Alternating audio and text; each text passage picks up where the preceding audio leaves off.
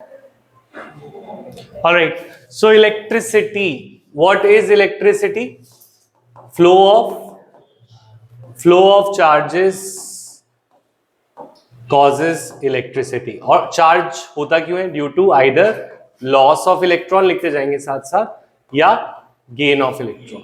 तो अगर हम बोले कोई सबसे छोटी यूनिट ऑफ चार्ज क्या हो सकती है? That is the charge on one electron. तो स्मॉलेस्ट यूनिट क्या हो सकती है? Smallest value of charge could be, जो कि एक इलेक्ट्रॉन का charge, that is -1.6 into 10 to power -19 coulomb. This is the charge on one electron.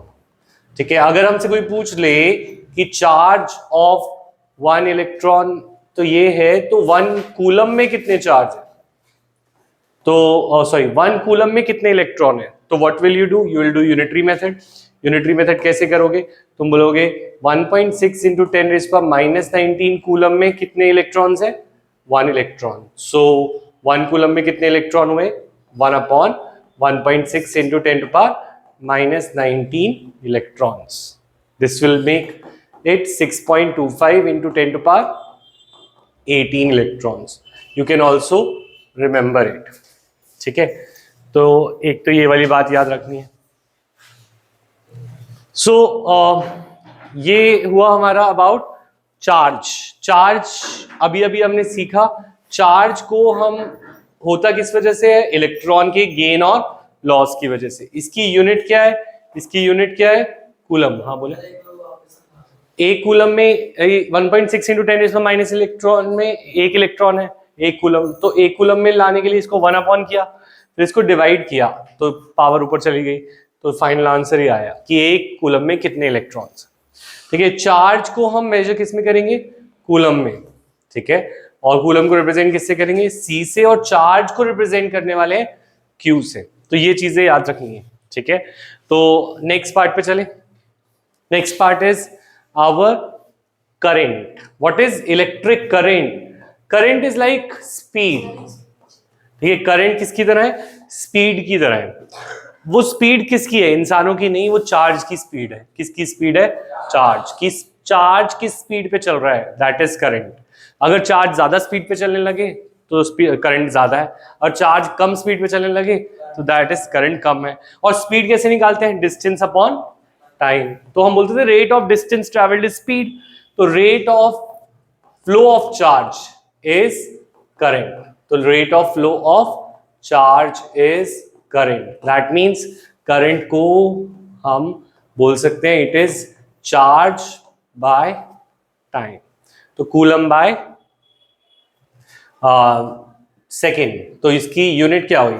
तो करंट को हम रिप्रेजेंट किससे करना है? आई से.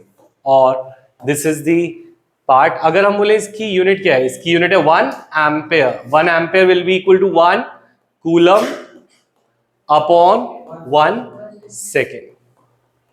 याद रहेगा. तो 1 कूलम पर सेकेंड. तो क्वेश्चन ऐसे आता है, डिफाइन करो. Define 1 ampere. तो we will say 1 ampere is the current in a conductor जो कि which allows 1 coulomb current to pass in 1 second. Conductor which allows 1 coulomb charge to pass in 1 second. 1 second में वो 1 coulomb को जाने देता है. तो दैट इज आवर करंट. ये वाली बात क्लियर है? ये पॉइंट. नेक्स्ट पे चले.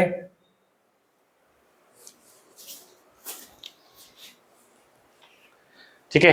तो करंट को मेजर करने की जो डिवाइस है, तो it is measured using a device known as ammeter. Measured in ammeter. अच्छा. ठीक है. तो थर्ड पार्ट, फर्स्ट हमने पढ़ा चार्ज, सेकेंड हमने पढ़ा करंट. अब थर्ड हम बात करें पोटेंशियल डिफरेंस की या फिर पोटेंशियल की. तो potential difference is the next part. अगर हम सोचें पोटेंशियल डिफरेंस को रिप्रेजेंट कैसे करना है, पहले ये सीख लेते हैं. Potential difference is represented as V, ठीक है। पोटेंशियल डिफरेंस इज लाइक, अगर हम बात करें एक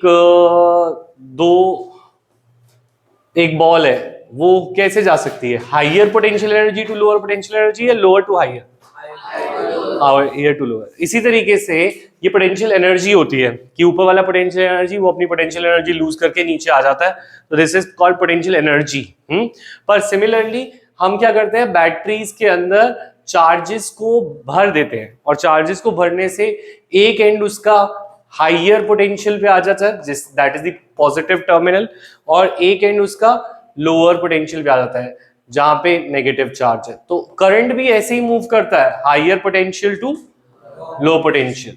तो और इन दोनों के बीच का जो डिफरेंस है वो बताएगा कि कितनी स्पीड होने वाली है। वो क्या बताएगा कि कितनी स्पीड होने वाली है जब वो बॉल ऊपर से नीचे आती है, और ball in this case is the electron. तो जैसे फॉर एग्जांपल अगर मैं इसको बहुत ऊंचा रख दूं, तो मतलब मैं बहुत ऊंचा रख दूं तो वो ज्यादा स्पीड से नीचे आने लगेंगी बॉल, और अगर एज कम्पेयर टू अगर मैं थोड़ा कम डिफरेंस रखूं तो कम स्पीड से आएगी। सिमिलरली अगर मैं इन दोनों के बीच में वोल्टेज का डिफरेंस या पोटेंशियल का डिफरेंस बढ़ा देता हूं, इन दोनों के बीच में डिफरेंस मैंने कर दिया 12 वोल्ट का, तो करंट उसके प्रोपोर्शनल जाएगा। अगर मैं इसको 24 वोल्ट कर दूंगा तो और ज्यादा जाएगा। जितना पोटेंशियल का डिफरेंस बढ़ाऊंगा उतनी rate of flow of charges मेरा बढ़ता जाएगा, राइट, यस और नो। तो इस केस में हम ये बोलेंगे कि एक लॉ भी आएगा आगे, दैट इज ओम्स लॉ, जो कि पोटेंशियल डिफरेंस को करंट से रिलेट करेगा। वो नेक्स्ट पार्ट होगा, पर अभी हम किसको समझ रहे हैं, पोटेंशियल डिफरेंस को सिर्फ। तो पोटेंशियल डिफरेंस का formula is work done by charge, ठीक है। तो इसके अंदर क्या है, पोटेंशियल डिफरेंस को डिफाइन कैसे करेंगे, it is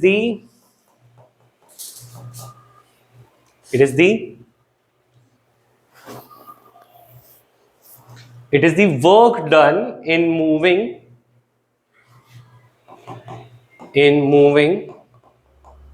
a unit positive charge between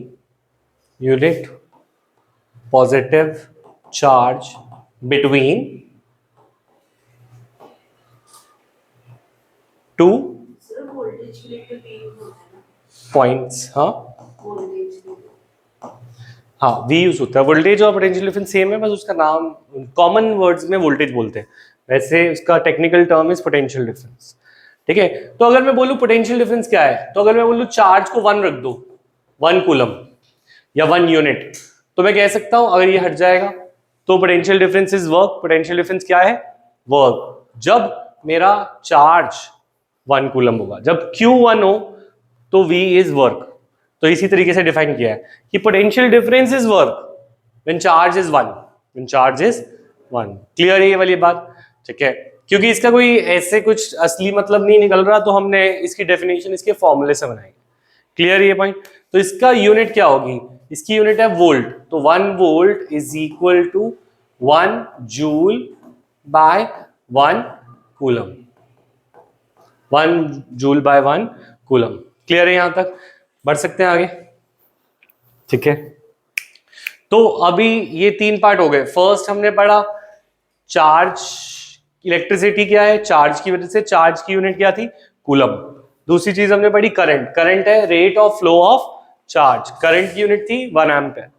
और तीसरा हमने पढ़ा potential difference which is the work done by charge taken. Work done by charge taken की डेफिनेशन को ऐसे समझ सकते हो कि जितना काम करना पड़े एक कूलम